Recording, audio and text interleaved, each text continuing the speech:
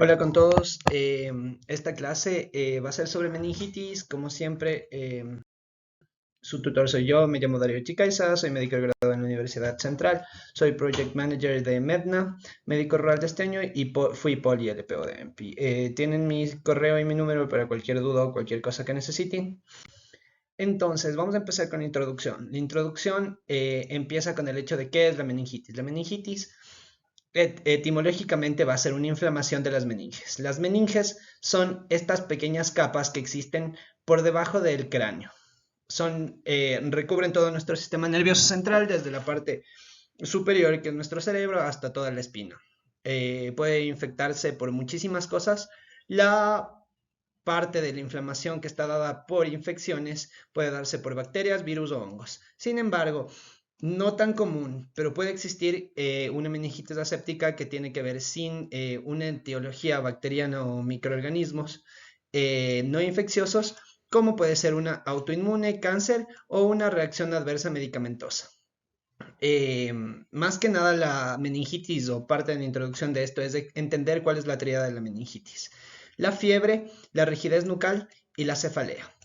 Después de que un paciente exista esto, con ciertos signos y síntomas específicos que se van a hablar después, nosotros estamos pensando en una meningitis y vamos a pasar a hacer un hemocultivo más una punción lumbar y empezar con un tratamiento que puede ser empírico. Hablando en la epidemiología, vamos a hablar el porqué de esto. Entonces, la epidemiología de la meningitis, antes en la era preantibiótica, incluso antes de la era en la que nosotros conocemos o se definió como meningitis, existían ciertos signos o síntomas o registros de ciertas rigideces nucales, ciertos signos específicos de que existía meningitis o una infección dentro de estas membranas. Antes de que existan antibióticos, la mortalidad por meningitis era el 100%. Sin embargo, ya en la era antibiótica y con la actualización, no existe un gran aumento en la disminución. Uno de cada cuatro personas que tienen meningitis pueden llegar a tener una mortalidad, siendo el 25% los últimos datos a nivel mundial de las pacientes que mueren por meningitis. Aproximadamente un 8.7 millones de casos y 380.000 muertes a nivel mundial. ¿Listo? A pesar de que existen vacunaciones específicas para niños como el Haemophilus influenzae y demás, y los de streptococos, siguen siendo una de las etiologías más importantes. Y tener en cuenta esto, que puede ser una pregunta de examen: ¿cuál es la principal causa de mortalidad por meningitis? La principal causa de mortalidad bacteriana por meningitis se da por Streptococcus pneumoniae. Otros datos específicos: la edad media en la que se da meningitis tiene un doble un aumento en dos edades específicas, los 43 años y en aquellos pacientes que son menores de un año. En este mapa mundial sobre la meningitis y los casos que se dan dados por la OMS, se conoce que los lugares en donde existen más meningitis o todavía es bastante prevalente son en los lugares en países del desarrollo, como Latinoamérica, y en la parte africana subsahariana. Se conoce a esta parte como el cinturón de fuego de la meningitis. Es algo solamente como para conocer y saber sobre la meningitis en epidemiología. Ahora, ¿cuáles son las etiologías? Existen muchísimos factores de riesgos y causas comunes por las que se da la meningitis. Las etiologías específicas y más importantes que vamos a ver ahora son las bacterianas y los factores de riesgo más importantes que pueden ser preguntados. Existen variedad de factores de riesgo, siendo enfermedades crónicas, extremos, de edades, falta de vacunación, estados de inmunosupresión, hacinamiento y exposiciones específicas, de lo que vamos a hablar después, del alcoholismo, los shunts ventrículo-peritoneales a través de quirúrgicos puede darse una infección de las meninges, endocarditis bacteriana, malignidad del cáncer que no nos daría una bacteriana, defectos de la dura, uso de drogas intravenosas, anemia falciforme y las esplenectomías. Todos estos factores de riesgo se pueden sumar para aumentar el riesgo de contraer una meningitis. Dado las causas más comunes o más importantes que se tienen que tomar en cuenta para exámenes y para la vida, que la otitis media aguda, la sinusitis, una fuga de líquido cefalorraquídeo por trauma, las infecciones maternas por Streptococcus de grupo B y la sepsis son las principales etiologías o formas en las que se produce esta llamada meningitis. Vamos a hablar también de las etiologías en función de edad y función de causas.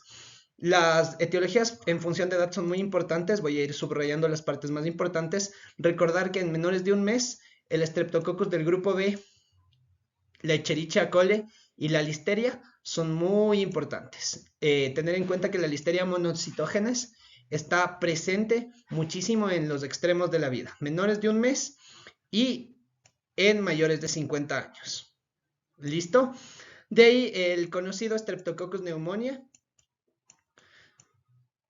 Streptococcus pneumoniae, que sigue siendo la causa más grande de mortalidad a causa de meningitis.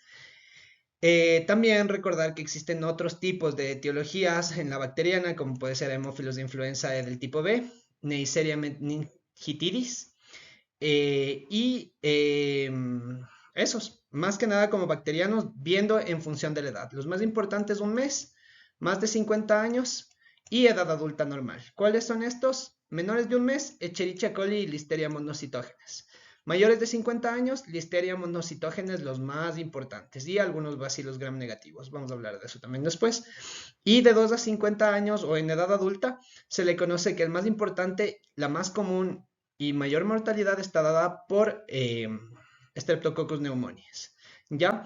Entonces, ¿cuáles son las etiologías en cambio en función de la causa subyacente? Tenemos ciertas cosas específicas para ver etiologías asociadas a este tipo de causas subyacentes. Como vimos, existen causas comunes. Sin embargo, en pacientes inmunocomprometidos, que puede ser VIH o algún tipo de insuficiencia, Listeria y Streptococcus son los más importantes. Sin embargo, los gram negativos es algo que tenemos que tomar en cuenta para el tratamiento. En fracturas de la base del cráneo, tenemos Streptococcus pneumoniae, hemófilos de influenza de tipo B, y si es que existió algún tipo de trauma directo desde afuera, desde la piel o demás, que llegue al sistema nervioso central, puede ser SARM. Estos pueden estar asociados, una fractura de base del cráneo que no tenga que estar asociada con factores externos, no se le cuenta al SARM. Si es que sí tiene trauma penetrante, se le cuenta al SARM, que es el Staphylococcus aureus meticilino resistente. Y asociados a cuidados de la salud, también es importante el SARM. Eso como etiología principal que se tiene que tomar en cuenta. Existen ciertas consideraciones específicas sobre la etiología como bacterias, virus y hongos. Tomar en cuenta muchos de estas consideraciones cuando estamos ante ciertos casos específicos, como Staphylococcus aureus en cirugías o traumas, Mycobacterium tuberculosis cuando tenemos inmunoincompetencia, el bacilo Burgdorferi cuando estamos en lugares que existe esta enfermedad de Lyme, que tienen enfermedad de Lyme, el Treponema pallidum cuando estamos con pacientes con HIV y múltiples parejas sexuales, y E. coli en neonatos. Esto es muy importante. Los virus generalmente pueden ser cualquier tipo de virus, sin embargo los más prevalentes son enterovirus no polio, como Coxsackie virus tipo B y ecovirus, y virus como el herpes virus, parecovirus, influenza y arbovirus. Estos arbovirus están muy asociados a lo que les hablé de la África subsahariana. Es algo que no suelen preguntar, pero a veces preguntan en general en la mayoría de los exámenes. Y hongos, los más importantes, Cryptococcus neoformans y mucormicosis. Sin embargo, Aspergillus y Candidiasis pueden existir como agentes causales de una meningitis. Sigamos. ¿Cuál es la fisiopatología? La fisiopatología puede ser por diseminaciones específicas a las meninges. Se da por una colonización en nasofaringe o tracto respiratorio superior, debido a una infección directa que puede ser dada por algún trauma que llega a las meninges y nos da una colonización específica, o una diseminación. Diseminación desde una infección como estábamos hablando de la otitis media aguda, que puede ser hematógena, que significa que es una infección que se convierte en general y puede llegar al nivel de nuestras meninges. Nariz, ojos y oídos, las infecciones específicas de nariz, ojos y oídos no se da por diseminación hematógena, sino más bien por contigua. Y la retrógrada. Es muy importante también entender que este tipo de diseminación retrógrada está dado en nervios, que pueden ser periféricos, y principalmente está dado en meningitis con etiologías virales. Entonces, como estábamos hablando, la clasificación es bastante grande. Los diferenciales se basan en la punción lumbar y cómo está el líquido cefalorraquídeo. Vamos aquí a ver principalmente las diferencias más importantes en una punción lumbar entre bacteriana y viral. Sin embargo, existen ciertas cosas específicas en cada uno de los tipos de meningitis que existen. Vamos a hablar primero del líquido cefalorraquídeo normal. Vamos a evaluar apariencia, celularidad, presión de apertura, lactato, proteínas, glucosa y el gram, que es lo que se hace al final. El líquido cefalorraquídeo sale como líquido claro, como agua de roca. La celularidad tiene que ser menor a 5 por milímetro cúbico. La presión de apertura, la mayoría de dispositivos con los que medimos suelen estar en centímetros de agua, entonces se aprende el valor de 5 a 18. Sin embargo, algunos tienen milímetros de mercurio y se puede evaluar de 3 a 13 milímetros de mercurio. El lactato se encuentra entre 1.2 y 2.1 milimoles, las proteínas de 15 a 45, la glucosa 40 a 75. Es importante entender que 2/3 de la glucemia del paciente son valores normales de la glucosa. Y gramicultivos suelen ser estériles. Ahora sí, vamos a diferenciar entre las meningitis más comunes y más importantes, la meningitis bacteriana y la meningitis viral. Ok, entonces, hablando de los síntomas, cuando nosotros tenemos una meningitis bacteriana, suele ser un inicio brusco, hiperaguda, los síntomas son bastante marcados en el examen físico y demás. En la meningitis viral suele ser insidioso, va por algunos días y tienen síntomas un poco leves. La apariencia del líquido cefalorraquídeo cuando nosotros hacemos la punción lumbar en una meningitis bacteriana suele ser turbia y purulenta. Llegan a producir pus de estas bacterias dentro del líquido que tiene que ser estéril. La meningitis viral, en cambio, puede llegar a ser un poco turbio, más que nada por el aumento de ciertas cosas específicas como las proteínas. Sin embargo, el líquido suele ser claro en la mayoría de pacientes que presentan esto. Las células del líquido cefalorraquídeo cuando es bacteriano son más de 1000, es un aumento grande y el predominio de estas es en granulocitos. Cuando se habla de la meningitis viral, las células comprenden entre 10 y 500, que sigue siendo aumentado. Sin embargo, el predominio son de linfocitos. No es tan alto el aumento y se predominan los linfocitos. La presión de apertura es bastante aumentada en la meningitis bacteriana. En la meningitis viral puede estar normal o aumentada, cualquiera de las dos, pero no al nivel que puede estar en bacteriano. Los lactatos son aumentados y las proteínas también bastante aumentadas. En la meningitis viral, el lactato es variable y las proteínas están normales o aumentados. Esto es algo muy importante. La glucosa en la meningitis bacteriana por el consumo que tienen las bacterias es disminuida y en la meningitis viral puede estar normal, suele estar normal. En el gram y cultivo que hacemos después del diferencial de las características específicas de los líquidos cefalorraquídeos, nosotros no vamos a encontrar nada como microorganismo en la meningitis viral, porque obviamente no van a tenerse. Si es que nosotros tenemos en el gramo cultivo un meningococo, vamos a tener un diplococo gram negativo. Neumococo es un diplococo gram positivo. Si es que presentan listeria nuestros pacientes, son bacilos gram positivos. Y si es que tenemos hemófilos de influenza, cocobacilos gram negativos. Esto también suelen a veces preguntarse en los exámenes. Y vamos a hablar de cosas específicas, de meningitis que son específicas, como por ejemplo la meningitis tuberculosa. Cuando tenemos una infección por Mycobacterium, el contagio celular llega de 30 a 300, con pleocitosis linfocítica. Se suele dar en personas inmunocomprometidas que tengan SIDA o VIH. Suele ser subagudo en semanas a meses. Aumento de la presión de apertura, aumento del lactato y aumento de las proteínas, pero presenta una disminución de la glucosa, casi como la bacteriana. Ahora la meningitis de Lyme. Específicamente se transmite en base a las garrapatas que se producen en lugares endémicos de Lyme. El contagio celular suele ser variable, de 10 hasta 1000, con pleocitosis linfocítica.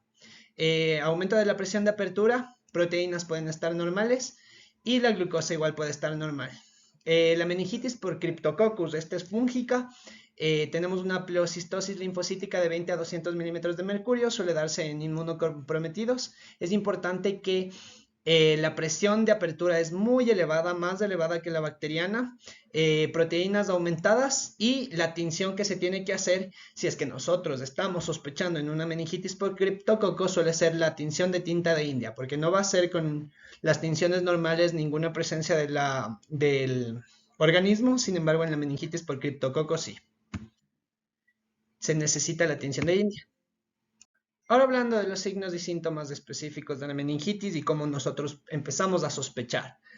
Signos y síntomas, nuestra triada básica: fiebre, rigidez nucal y cefalea. El paciente llega con bastante fiebre, le duele la cabeza y parece que no puede mover bien el cuello porque tiene rigidez nucal.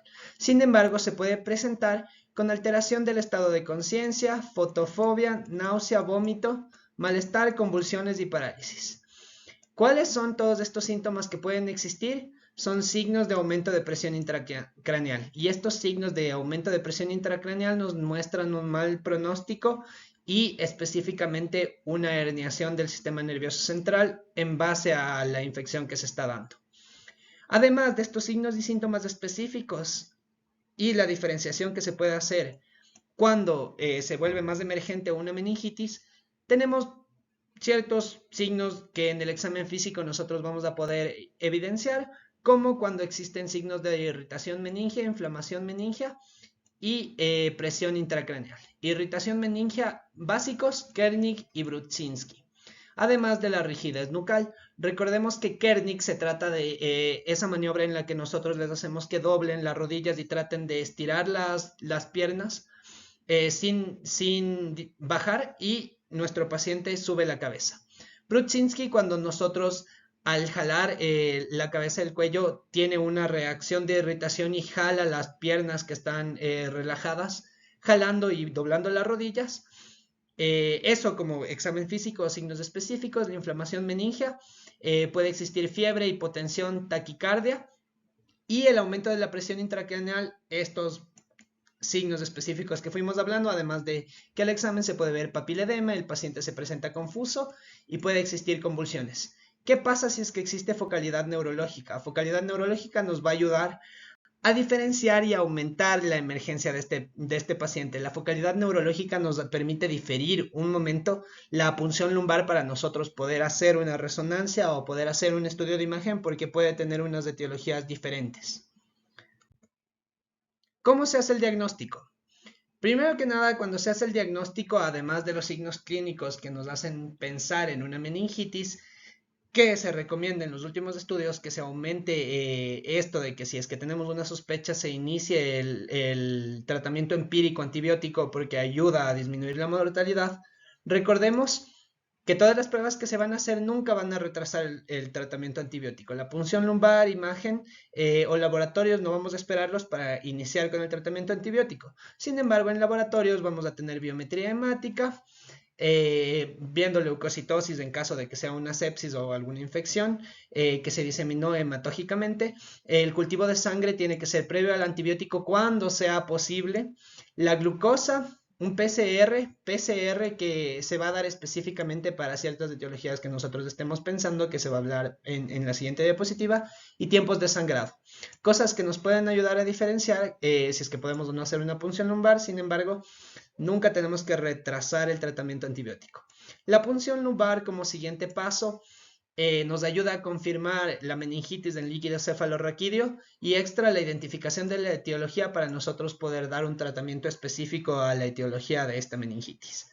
Recordemos que los PCR, las chain reactions de cada una de las etiologías pueden ser específicas o antígenos, como la del criptococo, que tenemos antígenos específicos en ciertos lugares del mundo. Aquí en Ecuador no estoy seguro, pero en varias partes del mundo es algo que nosotros tenemos que saber, que hay PCRs específicos. Ahora, la neuroimagen. Neuroimágenes que se tienen que hacer previas a la punción lumbar en casos específicos en los que vamos a nombrar y la punción lumbar puede concurrir en un daño al paciente debido al aumento de la presión intracraneal. Como por ejemplo, un déficit neurológico focal nos invita a pensar que existe un aumento de la presión intracraneal que nos va a dar problemas al realizar la punción lumbar, alteración del estado de conciencia, los pacientes inmunocomprometidos, en aumento de la presión intracraneal, que es la base específica de esto, en lesiones ocupantes de espacio y en convulsiones. Convulsiones específicamente porque no puedes hacer una punción lumbar mientras la persona está moviéndose. Ahora sí, el tratamiento. Recordemos que la meningitis, cuando puede llegar a ser una emergencia médica. ¿Qué hacemos con un paciente que llega a emergencia? Nosotros pensamos que es una meningitis, vamos a estabilizarlo, como en todo paciente que llega a emergencia. ¿Cuáles son los pasos básicos? Un manejo de vía aérea. Recordemos que si es que tiene un Glasgow menor a 8, es indicación de nosotros poder intubar y mantener el oxígeno dentro de este paciente.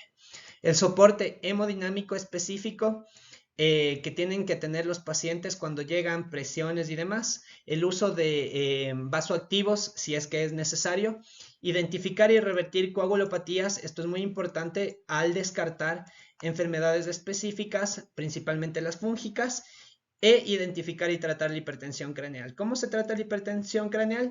Si es que el paciente está intubado, se aumenta un poco la hiperventilación para disminuir la inflamación y también se usa hipertónicas, las soluciones hipertónicas como el manitol al 20% o la solución salina al 3%. Ahora vamos a hablar de la antibioticoterapia. La antibioticoterapia que tiene que estar basada como empírica o específica si nosotros ya tenemos algún tipo de examen que nos haga pensar o nos confirme cuál es la etiología de esta meningitis. La antibioticoterapia se da en base a los años debido a esa etiología que estábamos hablando como prevalencia anual y en casos específicos, ¿no es cierto?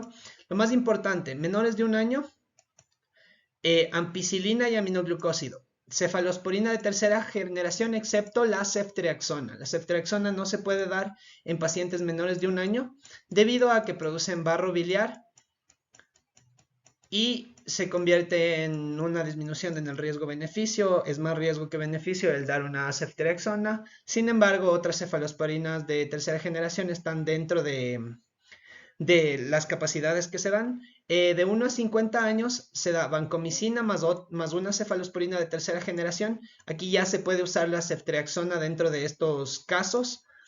Mayores de 50 años, vancomicina, ampicilina y cefalosporina de tercera generación. Cuando tenemos un inmunocomprometido, vancomicina, ampicilina y cefepime o meropenem. En las fracturas de base de cráneo, vancomicina y cefalosporina, similar. Y en traumas penetrantes, vancomicina, cefepina y ceftazidime o meropenem. Se da la mayoría de opciones porque no todas están dadas a todos los niveles de salud y tampoco se tiene en todo momento todas estas antibióticos específicos. Sin embargo, después del tratamiento antibiótico empírico, nosotros tenemos el tratamiento especializado cuando ya tenemos una etiología dada. La vancomicina se da porque tiene acción contra el Streptococcus pneumoniae, contra el SARM y el epidermidis. Las cefalosporinas de tercera generación, cuando nosotros tenemos la presencia de Haemophilus influenzae, meningitis y E. coli. Importante que las cefalosporinas de tercera generación se dan con E. coli. E. coli es una etiología muy importante para menores de un mes, pero no se puede dar ceftriaxona. En caso de una pregunta así de difícil, siempre tener en cuenta esto, que puede ser una pregunta bastante buena para un examen. Ampicilina tiene acción sobre Listeria monocytogenes y sobre Streptococcus agalactiae. La ampicilina se usa en los extremos de la vida, en menores de 5 años y en mayores de 50 años, específicamente porque la listeria es una etiología importante de estos dos. La gentamicina más ampi o gentamicina más vancomicina como aminoglucósido que se puede dar, está dada por la presencia de los enterococcus. El cefepime tiene acción contra la pseudomonas aeruginosa y el aciclovir, si es que nosotros lo identificamos por PCR, que es un herpes virus o un virus específico. Otras características importantes o cuestiones específicas que se tiene que tomar en cuenta, que en alérgicos a la penicilina nosotros tenemos un tratamiento específico con moxifloxacina o vancomicina, como dos opciones que se tienen. Y en meningitis fúngica, anfotericina B intravenosa o flucitocina en boca. No tan conocido la flucitocina, pero se puede usar en estos casos de fúngico cuando tenemos una etiología específica. Cosas específicas de cada uno de los antibióticos que se usan. Ceftriaxona, acción gram negativa y tiene una mejor penetración de PIP-TAS. ¿Por qué les digo esto? Porque el PIP-TAS es uno de los antibióticos que se usan en caso de sepsis. Entonces, si es que tenemos que rotar antibiótico en pacientes que sabemos que es una diseminación hematógena con un gram negativo, podemos cambiar a dosis de ceftriaxona. La vancomicina tiene acción gram positiva y acción contra estreptococcus que son resistentes. La ampicilina, muy importante, que es para listeria, extremos de la vida, y tiene acción sobre todo tipo de bacilos gram positivos. El cefepime, acción sobre pseudomonas, y la cefotaxima es seguro para neonatos. Menores de un mes, cefalosporina de tercera generación. Esta es la opción cuando estamos hablando de que no se puede dar ceftriaxona a los niños hasta un año por el riesgo de desarrollo de barro biliar. Ahora, algo que está en discusión a través del mundo es si se usa terapia esteroidea en estos pacientes o no. Es algo que todavía no se ha llegado a consenso. Sin embargo, existen ciertas guías que recomiendan dexametasona por 2 a 4 días y se recomienda una suspensión si es que no está dada por Streptococcus pneumoniae o Haemophilus influenzae. Porque la dexametasona se recomienda en base a los resultados que ha tenido en reducción de las complicaciones auditivas en los niños, porque una meningitis te puede dar como complicación una disminución auditiva neurosensorial que puede ser parcial o puede ser completa y mantenerse a través del tiempo. Se recomienda solamente en estos casos específicos y se suspende si es que no es por Haemophilus influenzae y Streptococcus, porque no se tiene todavía los datos científicos de cómo afecta dentro de todo el procedimiento. Las complicaciones y las profilaxis.